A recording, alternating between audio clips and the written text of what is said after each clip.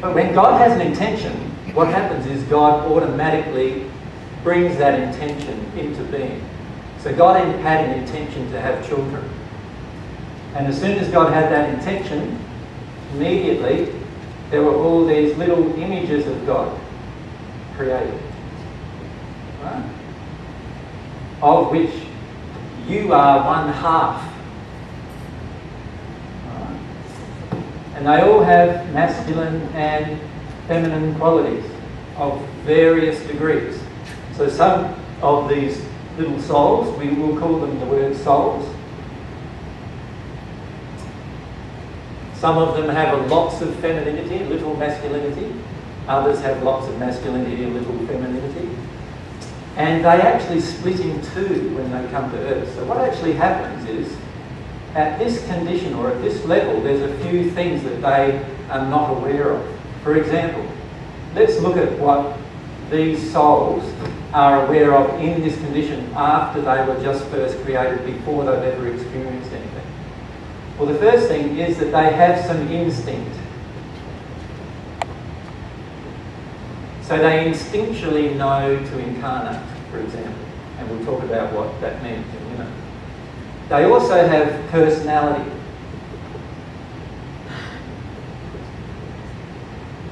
And this is why, like, some people, after they've come onto the earth, some of them seem to be really good at music, other ones seem to be really lousy at it, some seem to be good at art, others terrible at art, and so forth.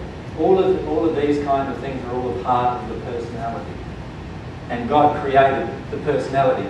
And just like everything that God created, there is a huge variety. So it goes from one spectrum, if you like, hardly knowing anything about art at all, right the way to the other spectrum of being 5 years old and be able to do some wondrous paintings, for example, with regard to just that quality of artist, the artist quality. Every personality has all of these unique attributes. You are completely unique. There's a few things, and this is where the challenge begins. There's a few things the soul does not have. And the first one I'm going to say is really going to challenge you. At this stage, the soul does not have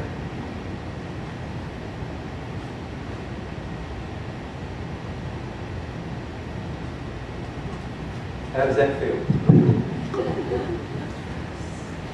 I'll explain why.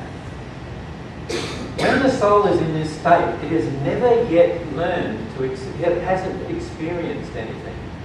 Does that make sense? It doesn't even know of itself. It does not have any consciousness of self. Consciousness.